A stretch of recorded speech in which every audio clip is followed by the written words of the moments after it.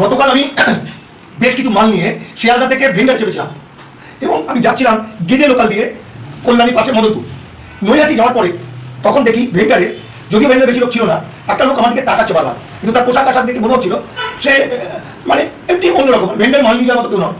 এবার সেই লোকটা আমাকে জিজ্ঞাসা করলো, আপনি কি মানিক ফকির? আমি যেই বললাম মানিক ফকির, সঙ্গে সঙ্গে সে যেন বাঘের মতো আমার উপর ঝাঁপিয়ে পড়তে চাইলো।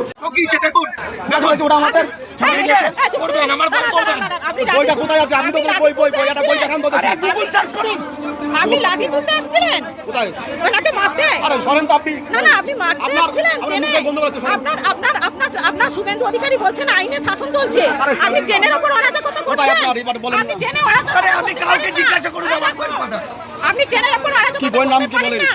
আমার বইটাতে পড়া দরকার আছে। আপনার নাম বলুন। আমার কথা বলতে দিন। আপনি জনগণকে ভেন্ডারে উঠে লাঠি পেটা করতে আসছেন, আপনার নাম বলুন। বইটার নামটা বলুন। বইটার নাম বলুন। আপনি লাঠি তুলতে আসছিলেন কেন? আপনাকে এই অধিকার কে দিয়েছে? মারার অধিকার আপনাকে কে দিয়েছে? কে দিয়েছে আপনাকে? আপনি সনাতনী একা, আমরা খালি কি ছিড়ছি? এপার বাংলা ঘটিরা আমরা সনাতনী নয়। ছিড়ছি মানে ছিড়ছি বলতে কি বলতে যাচ্ছে? না না, ছিড়ছি মানে কি? আপনি কি সনাতনী যাচ্ছেন? আপনি কেন ছিড়তে যাচ্ছেন? আপনি লাঠি মারতে আসছিলেন কেন? তিনি যদি বিরোধী কিছু কথা বলে আপনি কোর্টে যান। আপনি লাঠি মারতে আসছিলেন, লাঠি দিয়ে পেটাতে আসছিলেন। কিছু করে গেলাম দেখুন মানিক ফকির, এনাকে লাঠি মারতে আসছিলেন। অনেক কিছু করেছি, লাঠি দিয়ে মারতে আসছিলেন, মাথা ফাটাতে আসছিলেন। এনাকে চিনে নিন, এনার নামটা কি আমি জানি না। আমি ফেসবুকে ছাড়ছি, দেখে নিন। এনার নামটা কি চিনি না। ইনি এসে অরাজকতা তৈরি করছিলেন। আমি শুভেন্দু অধিকারীর উদ্দেশ্যে বলছি, মাননীয় শুভেন্দু, আমি মানিকদা বলছি। শুভেন্দু, আমি মানিকদা বলছি। ট্রেনে যাচ্ছিলাম, তোর পার্টির লোকে দেখ কিভাবে আমার উপর অত্যাচার করতে এসছে। আর আমাদের মানিক ফকিরকে, আপনি মানিক ফকিরকে খুব ভালো চেনেন শুভেন্দু অধিকারী, আপনি জানেন আপনার সঙ্গে সম্পর্কটা। এরা আমাদেরকে লাঠি মারতে এসেছিলেন, লাঠি দিয়ে পেটাতে এসেছিলেন মানিক ফকিরকে। ইনি এনার মুখটা চেনে নেই। ইনি একা, কিন্তু বাকি লোকেরা কিন্তু কেউ অরাজকতা তৈরি করেনি। সবাই প্যাসেঞ্জার, কেউ কোনো অরাজকতা তৈরি করেনি। ইনি একা করেছেন, এনার মুখটা চিনে নিন। ইনি একা, ইনি লাঠি নিয়ে মানিকবাবুর মাথায় মারতে এসেছিলেন। দেখুন, এই ট্রেনে গেদে লোকালে আমরা আছি, এখানে ভেন্ডারে আমাদের মাল যাচ্ছে অন্য জায়গায়, সেইখানে এসে মানিক ফকিরের উপর ইনি হামলা করেন। ইনি লাঠি নিয়ে মারতে আসেন এবং মাথায় মারতেন। ইনি এনার মুখটা চিনে নিন। ইনি নাকি সনাতনী, আমরা সনাতনী নয়। আমরা এপার বাংলা ঘটিরা নাকি সনাতনী নয়, উনি নাকি সনাতনী। আপনি সনাতনী বোঝেন, আমরা সনাতনী বুঝি না। নাকি মানিক বাবু সনাতনী গালিগালাজ দিয়েছে। আরে গালিগালাজ আপনি দিলেন আমাকে, গালিগালাজ আপনি দিলেন। আপনি আমাকে ছিড়ে দিলেন, কি ছিড়বেন? ভদ্র মহিলা কি ছিড়বেন আমার তাই বলেন? আপনি ভদ্র মহিলা আমাকে কি ছিড়বেন তাই বলেন?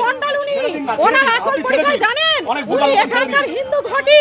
উনি ওপার বাংলা উদ্বাস্তুদের নিয়ে দীর্ঘদিন ধরে আন্দোলন করছে, তাদের নাগরিকত্ব বিষয়ে আন্দোলন করছে। আর উনি কে? আমি ওনাকে চিনতে চাই, আমিও দেখাবো। আপনি যেখানে আপনি বসবেন কি করবেন জানি না, কিন্তু আপনি যেটা করেছেন খুব অন্যায় করেছেন। এটা আপনি করতে পারেন না। আপনার যদি কোনো কিছু বলার থাকে আপনি কোর্টে যাবেন। আপনি অরাজকতা তৈরি করতে পারেন না। গতকাল আমি বেশ কিছু মাল নিয়ে শিয়ালদা থেকে ভেন্ডারে চেপেছিলাম এবং আমি যাচ্ছিলাম গেদে লোকাল দিয়ে কল্যাণীর পাশে মদনপুর। নৈহাটি যাওয়ার পরে তখন দেখি ভেন্ডারে, যদিও ভেন্ডারে বেশি লোক ছিল না, একটা লোক আমার দিকে তাকাচ্ছে বারবার, কিন্তু তার পোশাক আশাক দেখে মনে হচ্ছিল সে মানে এমনি অন্যরকম, মানে ভেন্ডারে মাল নিয়ে যাওয়ার মতো কেউ নয়। এবার সেই লোকটা আমাকে জিজ্ঞাসা করলো, আপনি কি মানিক ফকির?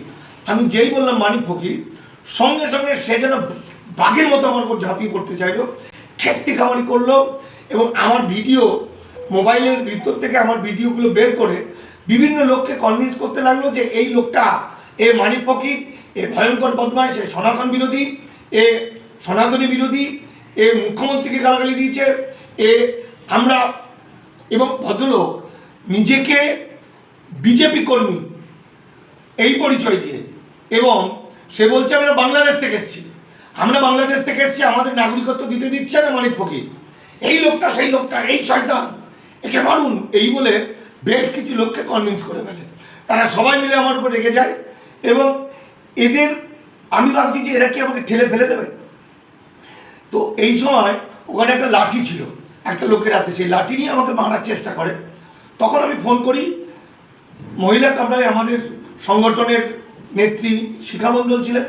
শিখা মণ্ডল আসার পরে সে চিৎকার চেঁচামেচি করে এবং লোকটাকে ধরে এবং নানা রকম প্রশ্ন করে, বলে যে যদি আপনার মানিক ফকিরের বিরুদ্ধে কিছু অভিযোগ থাকে তার জন্য কোর্ট আছে, তার জন্য আইন আছে, এবং স্টেশনের মধ্যে ট্রেনের ভিতরে এরকম করা আপনার অপরাধ, আপনি এটা করতে পারেন না।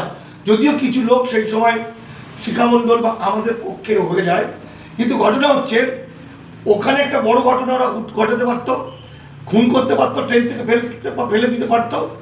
ব্যক্তিগতভাবে আমি, আজকের মুখ্যমন্ত্রী বলছেন আইনের শাসন, আইনের শাসন বলে পশ্চিমবঙ্গে যা শুরু হয়েছে, যে কল্পনার বাইরে, এবং তার অনেক বডিগার্ড, কিন্তু আমার একটা বডিগার্ড নেই। আমার বডিগার্ড জনগণ, আর সত্য আমার হচ্ছে, সত্যি হচ্ছে আমার মূল অস্ত্র।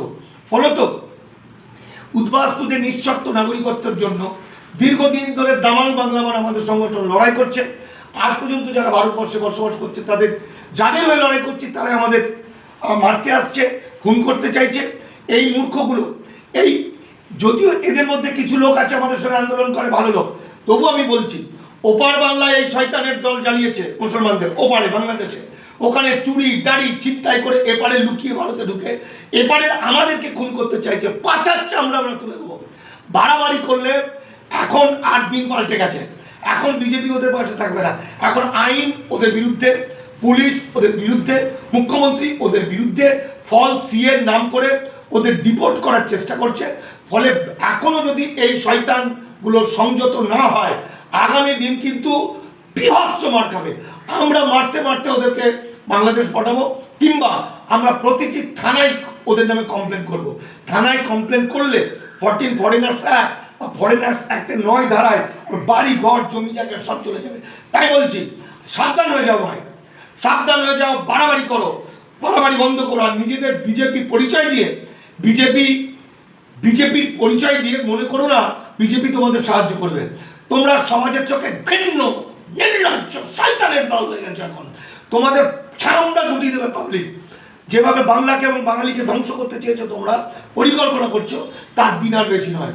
আমরা তোমাদের হয়ে লড়াই করি, বাঁচার চেষ্টা করলে বাঁচবেন, না হলে কিন্তু শেষ।